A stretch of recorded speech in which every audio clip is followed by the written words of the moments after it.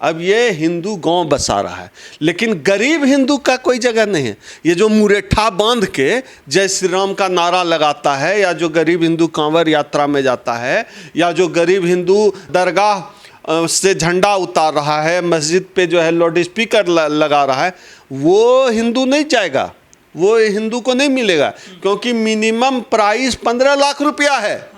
तो उसमें एक चीज़ उसको सुधार देना चाहिए कि अमीर हिंदुओं का गांव 15 लाख मिनिमम है, बाकी वो आते आते वो कितने का हो जाएगा, लेकिन मिनिमम प्राइस जो मीडिया में खबर दिखी वो 15 लाख है। वैसे 15 लाख से हमको कुछ और भी याद आ गया, इस देश के प्रधानमंत्री ने भी वादा किया था कि 15 लाख हर व्यक्ति के अकाउंट में मिलेंगे। हाँ 15। तो दूसरा सवाल लेकिन इसमें ये है, एक तो अमीर हिंदुओं का मसला है, दूसरा सवाल इसमें ये आता है कि वहाँ सबको कैसे सेट करेंगे टोला वाइज। जैसे हिंदू तो कोई है नहीं कहने के लिए, हाँ यादव टोला होगा, हमारे गांव में है पासवान टोला, हमारे गांव में है चमार टोला, हमारे गांव में है बभन टोली। तो कैसे बसाएंगे? मतलब जैसे उपाध्याय ब्राह्मण है, फिर चितपावन ब्राह्मण है, मगध ब्राह्मण है, दुबे है, ऐसे ब्राह्मणों में कैटेगरी है। तो सब ब्राह्मण एक साथ रहेगा, फिर चमार कहाँ रहेगा? फिर जो नाली सफाई करने वाला है वो क्या उसी अपार्टमेंट में रहेगा, या फिर वहाँ टोला वाइज होगा जातियों में? चूँकि भारतीय समाज तो जातियों में बटा हुआ है, तो हो सकता है उस हिंदू गांव के अंदर राजपूत टोला होगा, यादव टोला होगा, जाटव टोला होगा, पंडित टोला होगा, कुम्हार टोला होगा, कुर्मी टोला होगा। कैसे बसाएंगे? ब्राह्मण तो अब जैसे एक ही अपार्टमेंट में आप अगल बगल फ्लैट दे दिए एक ब्राह्मण को और एक चमार जाटव को, कैसे रहेगा? ये तो ब्राह्मण का तो धर्म भ्रष्ट हो जाएगा। तो ये मुझे लगता है कि धीरेन्द्र शास्त्री को यह बात भी क्लियर करनी चाहिए कि जो है वहाँ जातियों का हाँ अगर टोला बसाया जाए जाति वाइज फिर तो ठीक है, तो फिर उसके लिए क्या, अब ब्राह्मणों के लिए जो फ्लैट में सुविधा होगी वो चमारों के लिए भी सेम सुविधा होगी कि नहीं? पता चला कि जो है ब्राह्मणों के लिए टोटिस पानी आ रहा है, यादव जी जो है नल धक्का मार रहे हैं चापाकल में, और जो जाटव है वो बेचारा खोद रहा है ज़मीन, चमार भंगी वाल्मीकि ज़मीन खोद रहा है पानी पीने के लिए। यह जो पूरा सिस्टम है, पूरा स्ट्रक्चर है, धीरेन्द्र शास्त्री को बताना चाहिए। कुछ लोग कह रहे हैं कि मंदिर बनेगा उस गांव में हिंदू रहेंगे, जाहिर सी बात है, तो क्या मस्जिद भी बनेगी जब वहाँ जहाँ पे हिंदू नाचेंगे झंडे लेकर के? मस्जिद बनानी पड़ेगी वहाँ खुशी होने के लिए हिंदुओं के लिए? नहीं, वो तो है ही बिल्कुल। अब तो ये तय कर बिना मुसलमान के तो हिंदू खुश हो नहीं सकता है। बिना मस्जिद के आगे मुझे लगता है अपनी खुशी मनाने के लिए धीरेन्द्र शास्त्री को वहाँ एक मस्जिद भी बनाना पड़ेगा, क्योंकि आखिर जो है बिना लाउड स्पीकर बजाए, बिना जो है वहाँ नाच गाना मस्जिद के सामने लाउड स्पीकर बजा कर किए, आजकल ये जो कट्टर हिंदू हैं इनको तो खुशी नहीं मिलती है। तो ये कट्टर हिंदुओं का गांव बनाएंगे, कट्टर हिंदू बना रहे हैं। तो ये जो पूरा एजेंडा है, इस पूरे एजेंडे को देश समझ रहा है, हम समझ रहे हैं, आप समझ रहे हैं इस पूरे खेल को, और ये खेल अब बहुत दिन नहीं चलने वाला है, ये लोग अति कर रहे हैं। लेकिन सर दिल्ली में महरौली में एक वाल्मीकि व्यक्ति की मृत्यु हुई तो ब्राह्मणों ने लाश नहीं जलने दी, तो वो जो गांव बसेगा बाबा के द्वारा, क्या वहाँ पे दलितों के शमशान अलग होंगे, सबका मिक्स होगा?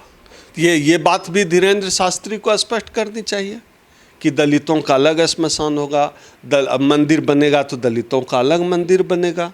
ये बातें, ये सब चीज़ें स्पष्ट होनी चाहिए। टोला ही अलग होगा। दुकानें होंगी क्या दलितों की उस गांव में? वही अब जैसे कोई जाटव ने वहाँ जलेबी की दुकान खोल दी, जाटव जलेबी भंडार, तो उसमें कोई ब्राह्मण आएगा कि नहीं जलेबी खाने?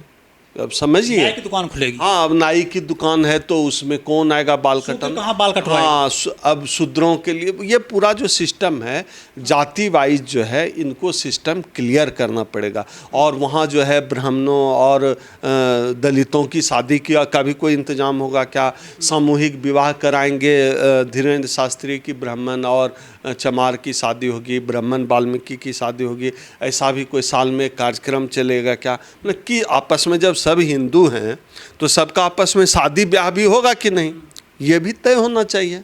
ये सब चीज़ें मुझे लगता है कि देखने लायक है। अब जो अमीर हिंदू है जाके देखेगा। नहीं, ये तो धीरेन्द्र शास्त्री, देखिए ये सब चीज़ें भविष्य के गर्भ में, लेकिन अब चूंकि आप बताइए रामदेव इतना बड़ा उनका स्टोर चलता है, तो थोड़े है कि उनके दुकान में जो है कोई गरीब ब्राह्मण पहुंच गया तो टूथपेस्ट जो क्या नाम है दंत कांति वो उसको फ्री मिल जाएगा।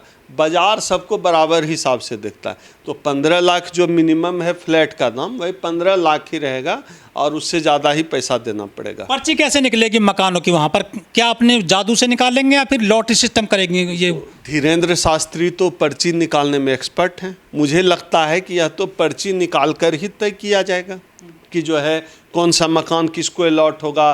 दलितों का जो है दक्षिण टोला में दलित रहेंगे क्या, कि टॉप फ्लोर पे, क्योंकि इनके जो कास्ट हायरार्की में तो टॉप फ्लोर पे ब्राह्मण रहेगा, उसके नीचे तो इसी तरह से ये फ्लैट भी आवंटन करेंगे। तो इनका ये जाति का पूरा सिस्टम है।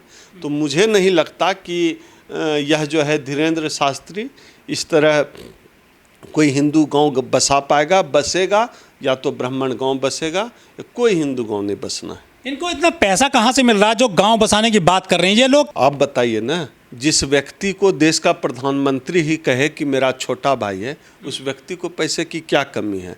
धर्म और पाखंड के नाम पर इस देश के लोग अपने जो है बच्चों तक की बलि दे देते हैं। धर्म और पाखंड में इतनी ताकत होती है, तो फिर तो ये बाबा है। एक बार जो बाबा बन गया, कैरियर सेट। लेकिन इस तरह का हिंदू गांव बसाना, मेरा अपना मानना है, यह एक असंवैधानिक काम है। कोई भी धर्म जाति के नाम पर इस तरह कोई बस्ती बसाता है, यह पूरी तरह असंवैधानिक काम है। हमको लगता है कि इस तरह का बाबा इस तरह का काम करके इस देश को दोबारा से जो है कबीलाई युग में ले जाना चाहता है, जहां हम लोग वापस जो है हुले करेंगे। और बहुत जल्दी ये जो हिंदू गांव बसा रहा है ना, फिर अनाउंस करेगा कि यहाँ मनुस्मृति से शासन चलेगा। लेकिन संविधान में सभी को अधिकार है, कोई भेदभाव नहीं हो सकता, किसी भी कॉलोनी में कोई भी रह सकता है, मकान ले सकता है।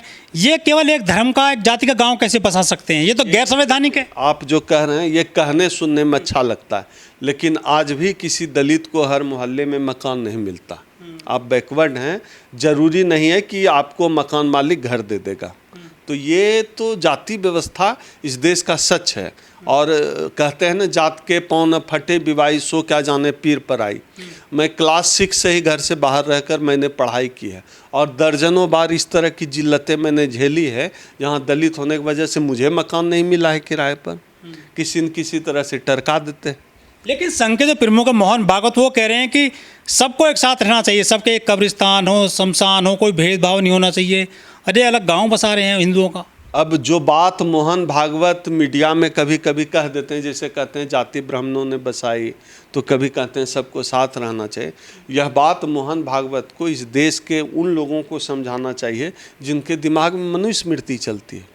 उनको पहले समझाएं ना, उनके लिए एक अलग से कार्यक्रम चलाएं जो मनुस्मृति को मानने वाले लोग हैं। और उनके तो संगठन का आधार ही जो है ये पूरा जाति व्यवस्था है। अगर ये कहते हैं सबको साथ रहना चाहिए, सबको अधिकार मिलना चाहिए, तो सबसे पहले मोहन भागवत को चाहिए एक कदम आगे बढ़ के कि आरएसएस का हेड किसी दलित को बना दें, तो एक एग्जाम्पल भी सेट हो जाएगा। तो ये मोहन भागवत को करना चाहिए। हमको इस देश में जो भारत देश है वो देश चाहिए, और संविधान से चलने वाला देश चाहिए, जहाँ कोई भी मनुष्य जाति धर्म जेंडर के आधार पर छोटा बड़ा नहीं हो। इस देश का हर शेड्यूल कास्ट का व्यक्ति बाबा साहब को मानने वाला व्यक्ति यही चाहता है।